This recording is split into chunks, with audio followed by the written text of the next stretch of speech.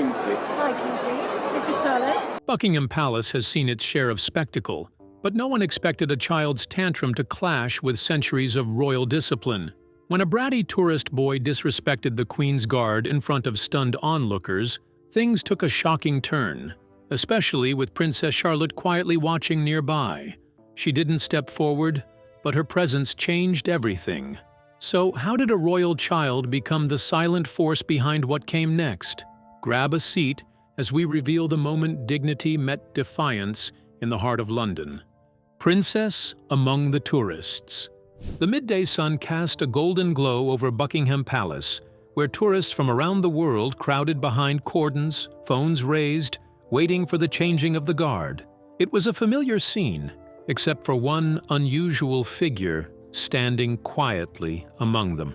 Clad in a simple navy blouse, clean-cut jeans, and ballet flats, she looked like any well-mannered schoolgirl on a family trip.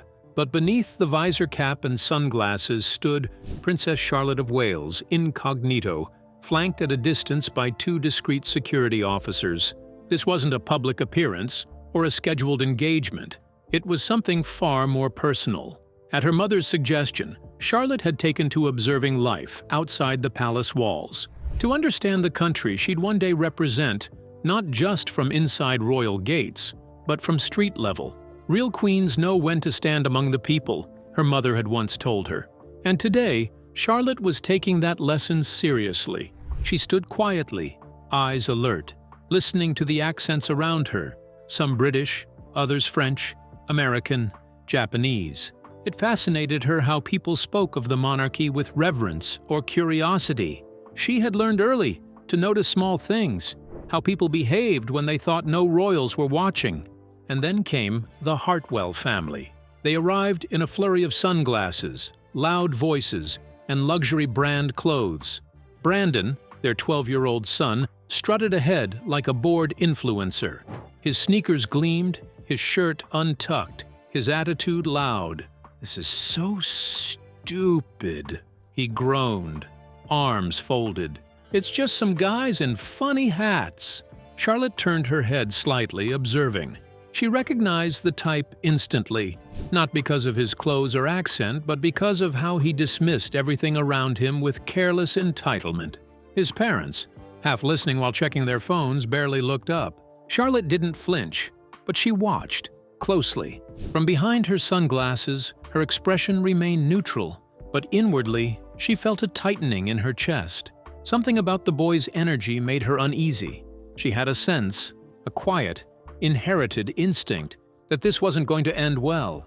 And what did Princess Charlotte sense in that moment? And was her silent instinct right? Stay tuned to find out. The water bottle that crossed the line. The unmistakable rhythm of military boots echoed across the courtyard as the Queen's Guard marched in perfect formation. Their crimson tunics blazed under the sun, their bearskin hats towering above disciplined stairs. Every movement was calculated, every turn crisp, a tradition passed down through centuries, performed with the same gravity whether before royalty or strangers. Princess Charlotte stood still, watching with quiet admiration. She knew each step wasn't just pageantry, it was a reflection of honor, sacrifice, and history. But Brandon Hartwell didn't see any of that. As the guards lined up in their ceremonial positions, Brandon's groaning grew louder. "They look like wind-up toys," he laughed, arms crossed. "Do they even blink? What a joke!" He had inched closer to the rope barrier, ignoring the increasingly uneasy murmurs around him. A few tourists shot him side eyes. His parents barely noticed, too busy discussing brunch plans and scrolling through messages. Charlotte's gaze narrowed. She wasn't just disturbed, she was unsettled.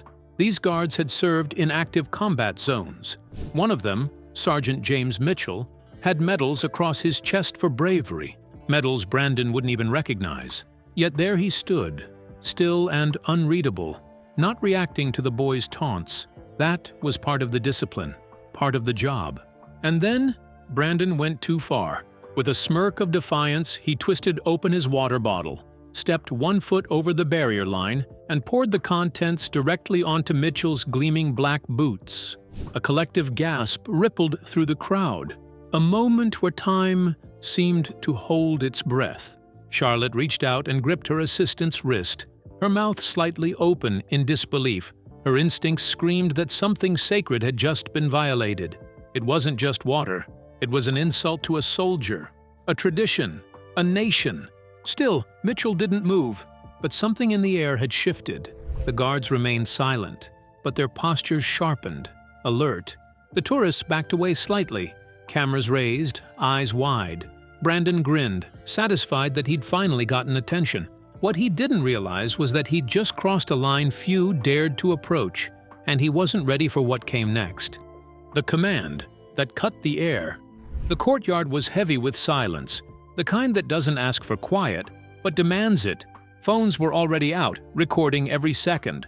Brandon, smug and oblivious, reached into his back pocket and pulled out his phone. "Smile for Instagram," he jeered, angling the camera toward Sergeant Mitchell like he was a museum display. That was the final straw. Without breaking posture, Sergeant Mitchell took a single step forward, just one, and with surgical precision, knocked the phone clean out of Brandon's hand. The device slammed against the cobblestones, the screen shattering instantly. Gasps erupted from the crowd. A child whimpered.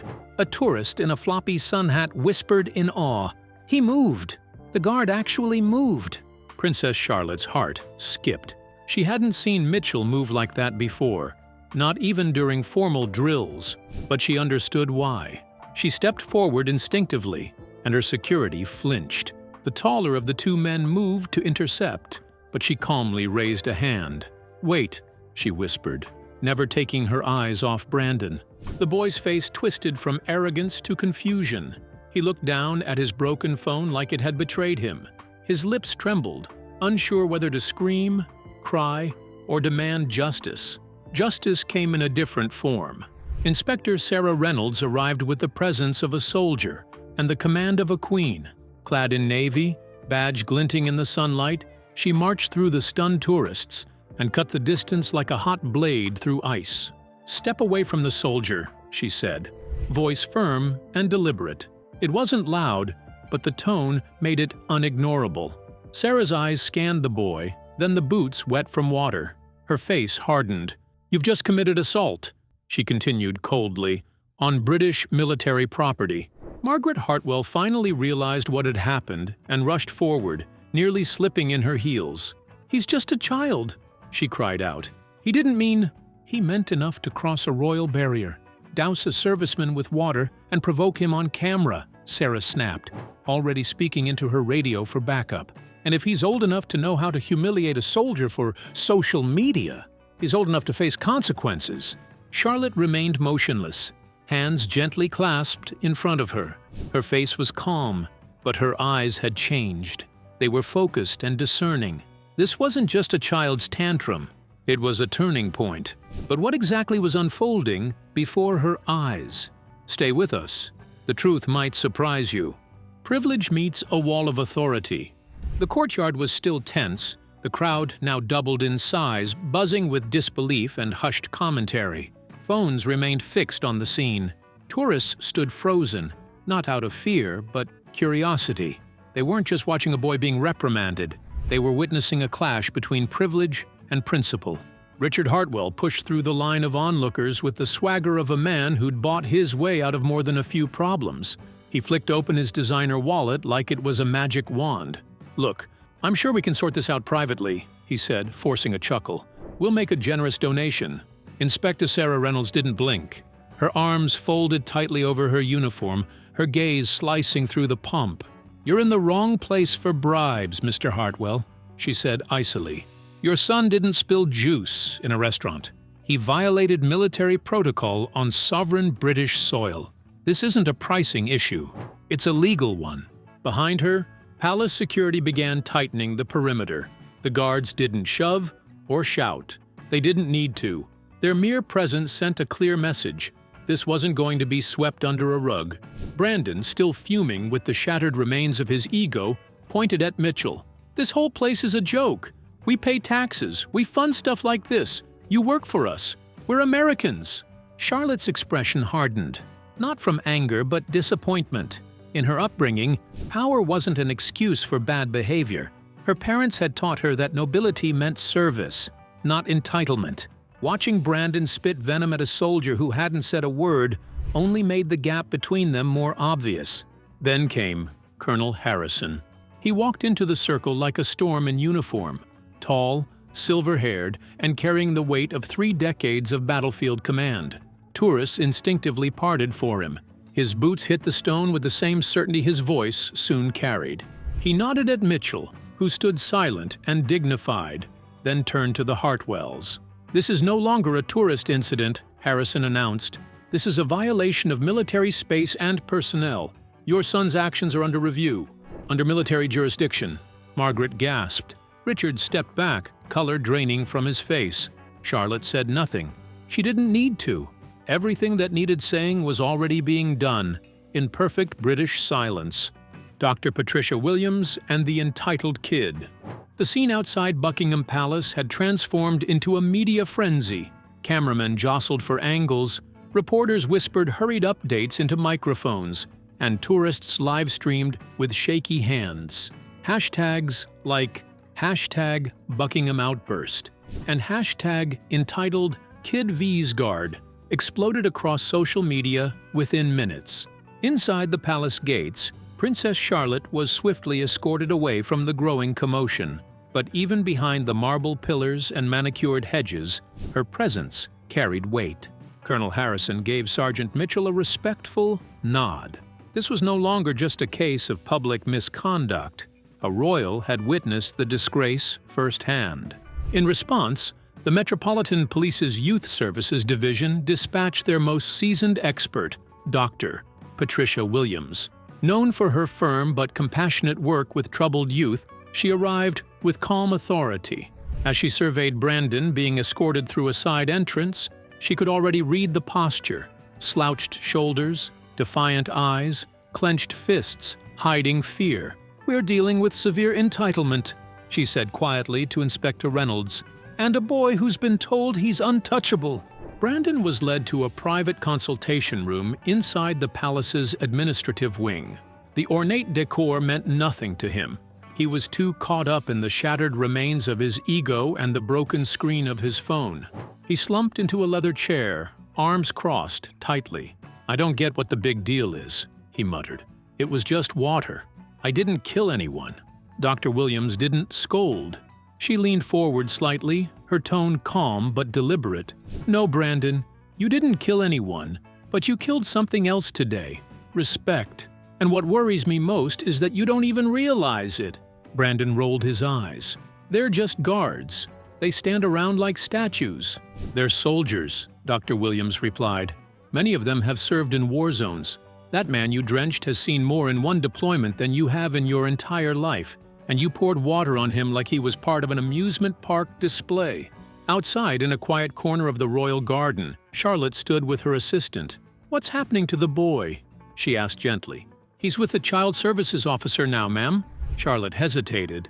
"I don't want him punished just to make a point," she said softly. "I want him to understand. Truly, he doesn't know who that guard is, or what he stepped on." Palace aides quietly relayed her words to Dr. Williams. She turned back to Brandon. Calmer now, but firmer.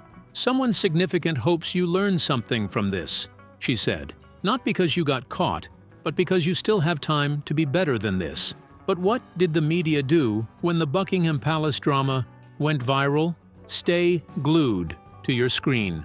The global fallout. Within hours, the incident outside Buckingham Palace had gone from a tourist spectacle to an international firestorm. News clips flooded the internet, accompanied by headlines like "Entitled Tourist Offends," "British Guard," "Royal Princess Witnesses," everything. The video of Brandon pouring water on Sergeant Mitchell's boots and having his phone smacked away was replayed in slow motion on every platform: Twitter, TikTok, morning shows, and late-night comedy segments. But it wasn't just Brandon's actions that captured the public's imagination. It was the unmoving presence of Princess Charlotte, standing in silence, watching everything unfold with grace, far beyond her years. Her face had been partially obscured in most clips, but one photo taken from the right angle showed her expression clearly, calm, focused, and profoundly disappointed. That image alone was enough to stir the public's emotions. She didn't say a word, one eyewitness posted on X, but her eyes said it all. The way she looked at the boy, that was the real lesson. As the backlash intensified, the Hartwell family scrambled to contain the fallout. Margaret deleted her Instagram account after being bombarded with angry comments. Richard's tech company saw a dip in stock value as investors and customers distanced themselves from the scandal. Emails from media outlets poured in, demanding statements, apologies, interviews, anything. Meanwhile, Brandon's face was being turned into viral memes, shared with captions like "Privilege meets the palace" and "That moment you realize you can't buy respect." Inside a palace counseling room, Brandon finally crumbled. The gravity of the situation, the media frenzy, the cold disapproval from strangers, it all came crashing down on him at once. "I want to go home," he muttered, voice shaking. "I don't want to be here anymore." Dr. Patricia Williams sat across from him, hands folded, eyes steady. "You're not done yet," she said firmly, but not unkindly. "Because what you did today wasn't just about water, or even the guard." Brandon looked up, confused. "You did what you did," she continued, "in front of someone your age, someone who's growing up learning about service, discipline, and what it means to wear a crown responsibly. And you mocked all of that. She didn't shame you, she didn't call you out, but she saw you, and that matters." The words hit differently. Brandon didn't cry, not yet, but he blinked hard, as if trying to understand the depth of what he had caused. Dr. Williams softened slightly. "This isn't just about punishment, Brandon. It's about restoring dignity, not only for that guard, but for yourself. And if you really want to go home, the right way, you're going to have to do something most kids your age never have to face." "What's that?" he whispered. "Earn it back," she said, standing. "The world's watching, and that little girl? Millions look up to her. She's shown more maturity than most adults." Brandon lowered his head. Something had finally shifted. The apology that mattered. 2 weeks had passed since the incident that shook Buckingham Palace and captured the world's attention. In that time, Brandon Hartwell had lived a life far removed from luxury. Gone were the designer clothes and arrogant strut. He had spent his days scrubbing war memorials, sweeping the grounds of veterans' homes, and listening, truly listening, to stories from people who had served in combat, some who had lost everything. At first, he complained, he sulked, he treated it as punishment. But then he met a veteran who had served in Helmand Province, the same place where Sergeant Mitchell had once fought. The man showed Brandon a photo of a lost comrade and spoke with a voice thick with grief and pride. That was the moment something clicked. Now, Brandon stood again outside Buckingham Palace, his posture very different from the first time. His hands were steady, his eyes lowered with purpose. He wore plain trousers and a collared shirt. No phone, no flashy shoes, just a nervous determination. A small crowd had gathered, but this wasn't a performance. It was an offering. Behind the gates, Princess Charlotte stood with her parents, dressed in formal attire for a quiet internal ceremony. She hadn't come for applause. She came to see if he had changed, not to judge, but to witness. Brandon took a breath and stepped forward until he stood directly in front of Sergeant Mitchell, who was once again on duty, stoic and still. The same boots that had been drenched with water now gleamed in the morning light. "I disrespected your uniform, your service, and what you stand for," Brandon said, his voice clear. "I'm not saying sorry because someone told me to. I'm saying it because I finally understand. I treated you like a prop, but you're a soldier. You've done things I'll never fully grasp, and I'm sorry I made you feel like less." There was a pause, a silence that hung in the air like the pause between notes in a hymn. Sergeant Mitchell turned his head slightly, a rare movement, and looked directly at the boy. "Understanding is earned," he said, his voice quiet but firm. "And it looks like you're starting." Brandon gave a small, respectful nod. No grin, no theatrics, just honesty.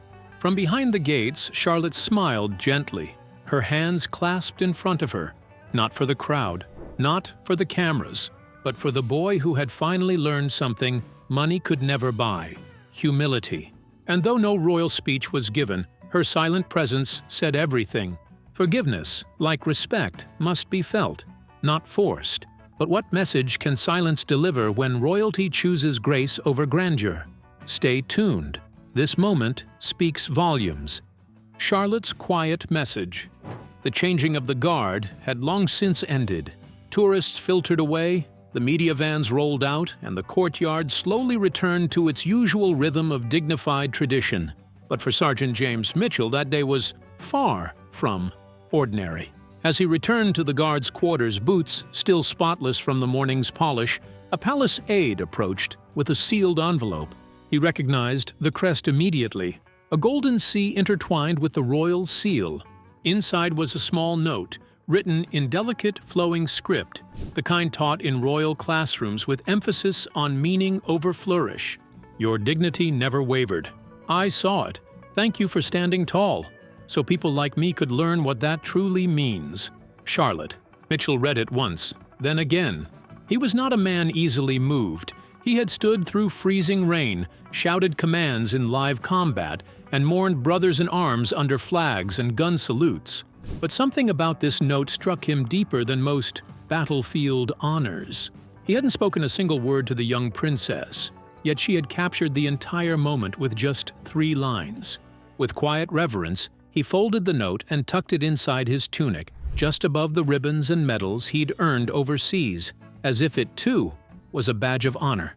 Meanwhile, in a private sitting room of the palace, Charlotte sat curled on a velvet chair, a cup of tea untouched beside her. She wasn't smiling for the cameras or posing for portraits. Instead, she stared thoughtfully out the window, watching the last few tourists trickle away. Her mother had asked if she wanted to say something publicly about what happened. Charlotte had politely declined.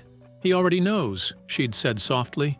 "The ones who matter always do." Because for Charlotte, this wasn't about PR or royal image. It was about something more personal. The quiet understanding that true strength wasn't about how loudly you commanded attention, but how firmly you held your ground in silence. She hadn't spoken a word during the chaos, but her presence had shifted the atmosphere. Her stillness had held weight. And across town, Brandon was beginning to carry that weight too. His final week of community service had been spent not in punishment, but in reflection. At a veterans center in Chelsea, he had helped clean the mess hall, organize care packages, and, most importantly, listen. One veteran had told him, "Respect is the only currency that matters here. Everything else fades." It was a line Brandon scribbled down in a journal Dr. Williams had given him. He still had much to unlearn. Reflexes of entitlement, impatience, and the need for attention. But something inside him had shifted. He no longer saw guards as statues or traditions as props. He saw people, and in Sergeant Mitchell he saw a man who had stood through mockery without flinching, who had drawn a line not with fists, but with dignity.